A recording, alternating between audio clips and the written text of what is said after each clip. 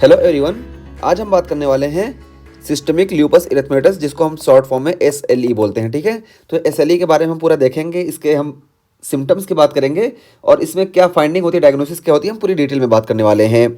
तो देखिए, ये सिस्टमिक ल्यूपस इरिथेमेटस ये होता क्या है। तो देखिए, it is a disease of female in reproductive age group because SLE is driven by estrogen. तो ये हमने यहाँ पे लिख रखा है कि ये फीमेल के रिप्रोडक्टिव एज ग्रुप की डिजीज़ है। क्यों? क्योंकि ये एस्ट्रोजन से होती है, तो इसलिए ये मोस्ट कॉमन हमको फीमेल में देखने को मिलता है। इसलिए देखिए, हमने यहाँ पे रेशियो लिख रखा है 9:1, यानी फीमेल में 9 और मेल में 1, ये हमको देखने को मिलता है। ठीक है, तो इसलिए ये फीमेल की डिजीज़ है मोस्ट कॉमनली और रिप्रोडक्टिव एज की है। ठीक है, ये हमने यहाँ बता दिया। अब देखिए क्या बताया गया है। तो systemic remitting and relapsing auto immune disease. तो ये सिस्टमिक है, यानी पूरे बॉडी का कोई भी सिस्टम इसमें इन्वॉल्व हो सकता है। मोस्टली इसमें किडनी इन्वॉल्व होती है, लेकिन इसमें कुछ भी इन्वॉल्व हो सकता है। और रेमिटिंग एंड रिलैप्सिंग, यानी इसके सिम्टम सप्रेस होंगे और फिर दिखेंगे, सप्रेस होंगे, दिखेंगे, इस तरह के इसके सिम्टम होते हैं। और ये ऑटो इम्यून डिजीज है, हमें मालूम ही है। और उसके बाद फिर क्या है, देखिए, organ damage primarily due to type 3 hyper sensitivity reaction. तो इसमें ऑर्गन डैमेज जो होता है वो किस लिए होता है, तो इसमें टाइप 3 हाइपर सेंसिटिविटी रिएक्शन होती है। अभी हम बात करते हैं कैसे होती है। और इसमें lesser degree of type 2 hyper sensitivity reaction भी देखने को मिलती है, लेकिन इसमें mostly type 3 hyper sensitivity reaction होती है। और इसमें फिर देखिए क्या होता है। तो देखिए, associated with deficiency of early complement protein that is C1q, C4 and C2, that's why decrease clearance of immune complex.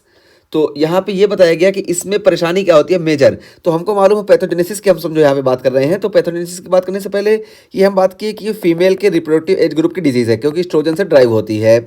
अब यहाँ पे पैथोजेनेसिस में क्या है कि यहाँ पे प्रॉब्लम क्या आती है, मेन की जो एपोप्टोसिस होती है।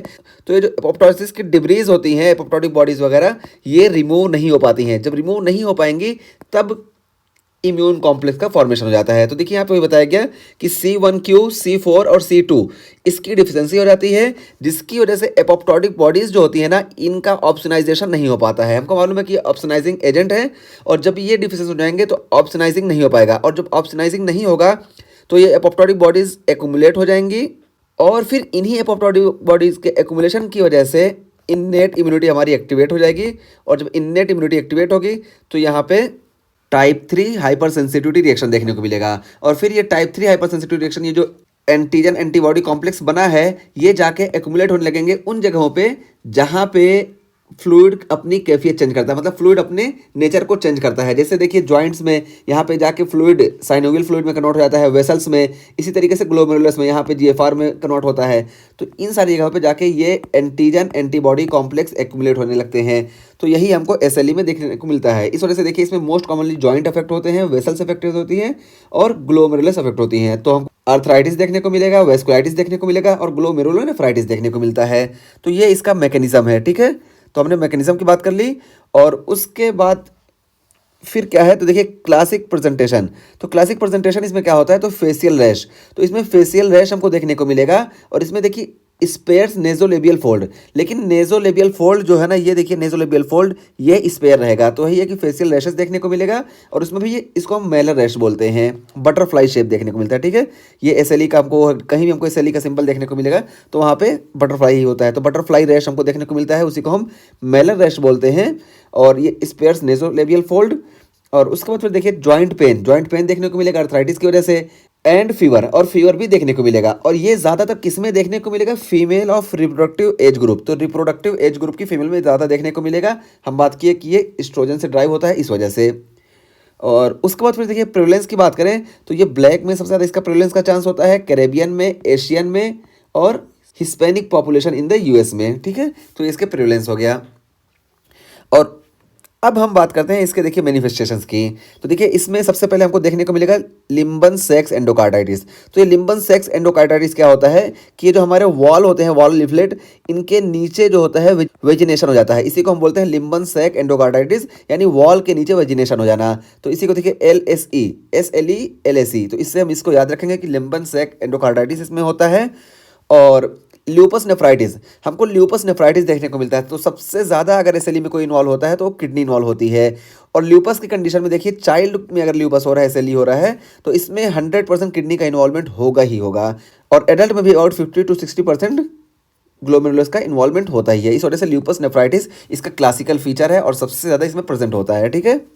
तो देखिए यहाँ पे बताया गया कि ल्यूपस नेफ्राइटिस और क्यों, glomerular deposition of DNA anti DNA immune complex. तो DNA anti DNA immune complex का फॉर्मेशन होता है, जिसको हम यहाँ पे बात किए एपोप्टोसिस के डिब्रीज के रिमूवल ना होने की वजह से, क्लियरेंस ना होने की वजह से DNA anti DNA immune complex का फॉर्मेशन हुआ। तो ये ग्लोमेरुलस में डिपॉजिट हो जाएगा। हम यहाँ पे बात की जॉइंट्स में, ग्लोमेरुलस में सब जगह डिपॉजिट होगा, तो यहाँ पे ग्लोमेरुलस की बात की जा रही है। और कैन बी नेफ्रेटिक और नेफ्रोटिक सिंड्रोम, तो इसमें नेफ्रेटिक सिंड्रोम भी हो सकता है और नेफ्रोटिक सिंड्रोम भी हो सकता है, ठीक है। और इसकी वजह से फिर क्या होगा, कॉजिंग हिमेचूरिया और प्रोटीनूरिया। तो हिमेचूरिया भी देखने को मिलेगा और प्रोटीनूरिया भी देखने को मिलेगा। और इसमें देखिए कौन सा सबसे कॉमन होता है, इसकी 5 टाइप्स होती हैं। तो 5 टाइप में देखिए बताया गया कि most common and severe type is diffuse proliferative. तो फर्स्ट से लेकर 5th क्लास तक होता है और इसमें सबसे ज़्यादा कॉमन 4th क्लास होती है। देखिए 4th class diffuse proliferative lupus, ठीक है। तो डिफ्यूज प्रोलिफरेटिव ल्यूपस ये सबसे ज़्यादा डेंजरस होता है। और ये क्या होता है कि जब रीनल इन्वॉल्वमेंट 50% से ज़्यादा हो जाता है तब हम इसको डिफ्यूज बोलते हैं। अगर 50% से कम है तो हम इसको फोकल बोलते हैं, ठीक है। और ये सब ट्रीटमेंट इसमें ज़रूरत नहीं पड़ती है, ये सब खुद मैनेज हो जाते हैं। और उसके बाद फिर हम बात करते हैं कॉमन कॉज ऑफ डेथ की। तो देखिए common cause of death initially renal disease.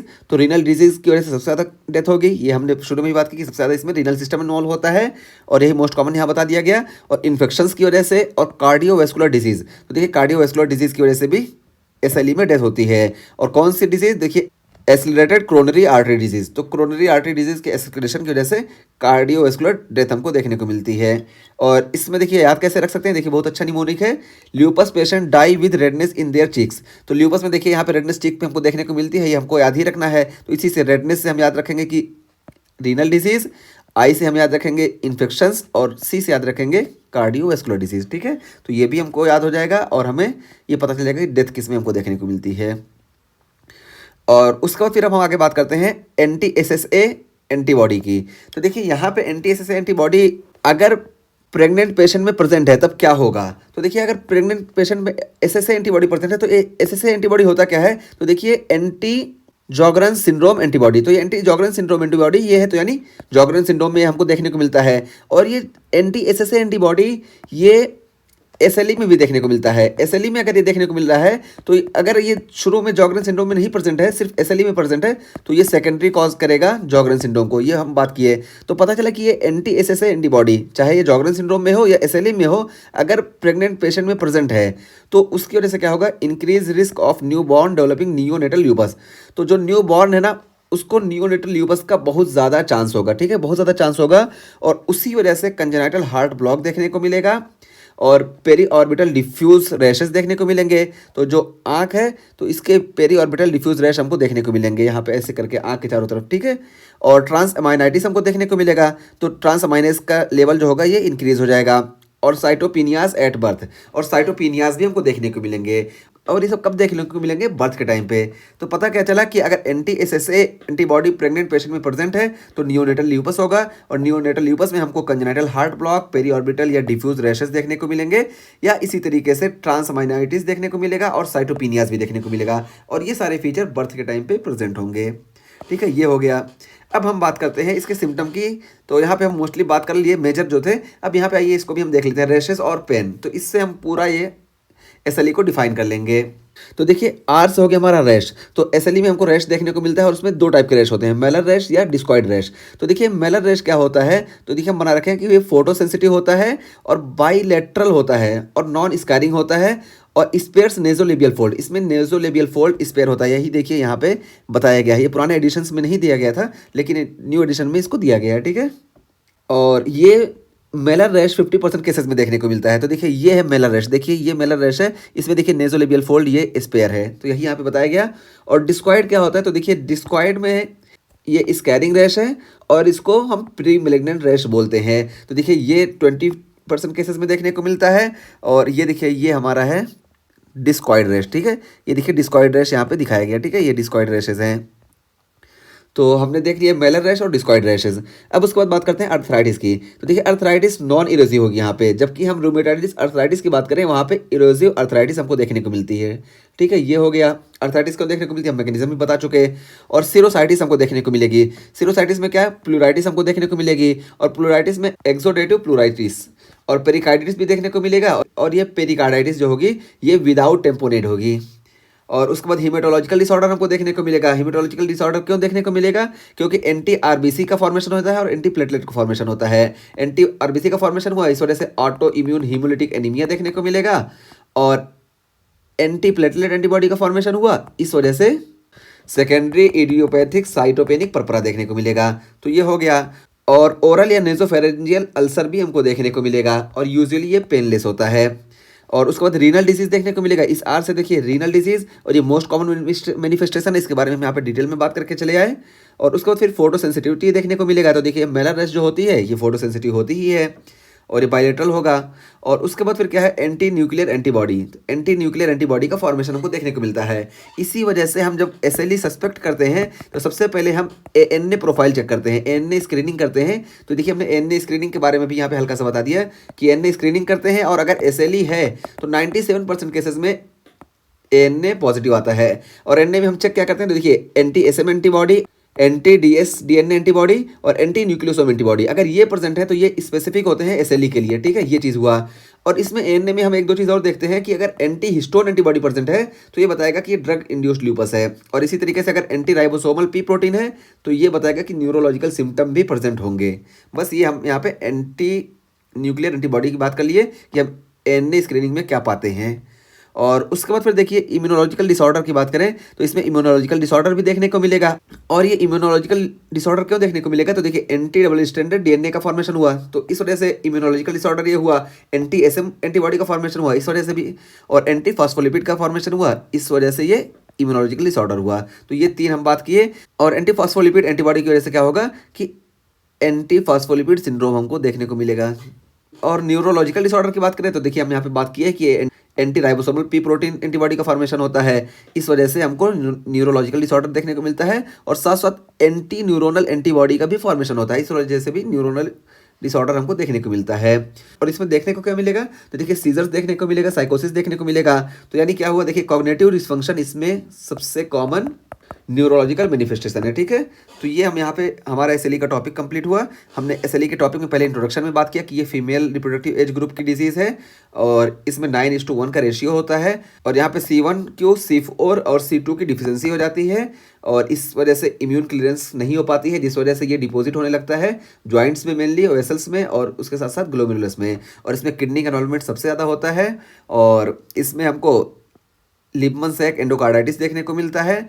और उसके अलावा हमको रैश पेन्स, इसको हम याद रखेंगे। तो आर से हमारा हो गया रैश, ए से अर्थराइटिस, एस से सिरोइटिस, हिमेटोलॉजिकल डिसऑर्डर, ओरल या nasopharyngeal ulcer, renal disease, photosensitivity, anti nuclear antibody, और आई से इम्यूनोलॉजिकल डिसऑर्डर और एन से न्यूरोलॉजिकल डिसऑर्डर।